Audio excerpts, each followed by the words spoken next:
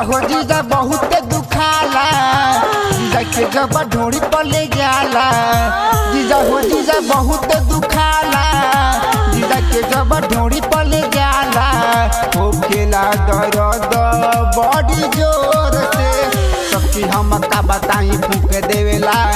रतिया में आके जीजा हुक देवेला, सबकी हम का बताई फूक देवेला। रतिया में आके जीजा हुक देवेला। जीजा हो जीजा बहुत दुखाला, जीजा के जब भीतर ले जाला। हो खेला दर्द बड़ी जोर से।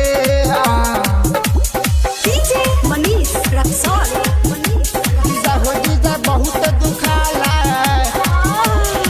के जब भीतर ले जाला। जीजा हो जीजा बहुत दुखाला, के जब भीतर ले जाला।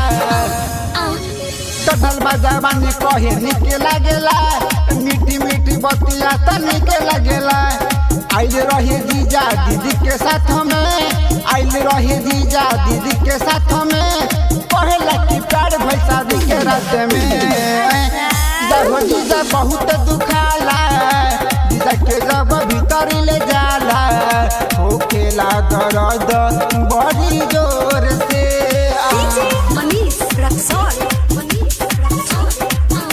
जीजा हो जीजा बहुत दुखाला, के जब भीतर ले जाला। जीजा हो जीजा बहुत दुखाला, के जब भीतर ले जाला। जल्दी साली तो शादी सेट हो जाई, जिए नहीं पाई कबो भेंट न होई। पर खाती काम अगुआइल रहेला, पर खाती काम अगुआइल रहेला।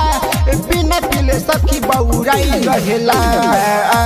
जीजा हो जीजा बहुत दुखाला, जीजा के जब ढोड़ी पर ले जाला। हो खेला दर्द बड़ी जोर से। जीजा हो जीजा बहुत दुखाला, के जब भीतर ले जाला।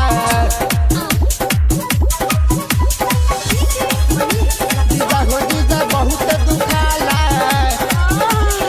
के जब भीतर ले जाला।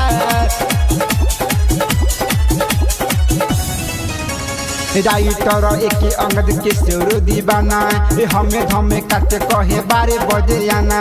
संतोष तो नहीं घुड़ी आइल रहेला, संतोष तो नहीं घुड़ी आइल रहेला। पर खातिर जबन छुछुआइल रहेला। जीजा हो जीजा बहुत दुखाला, जीजा के जब ढोड़ी पर ले जाला। हो खेला दर्द बड़ी जोर से।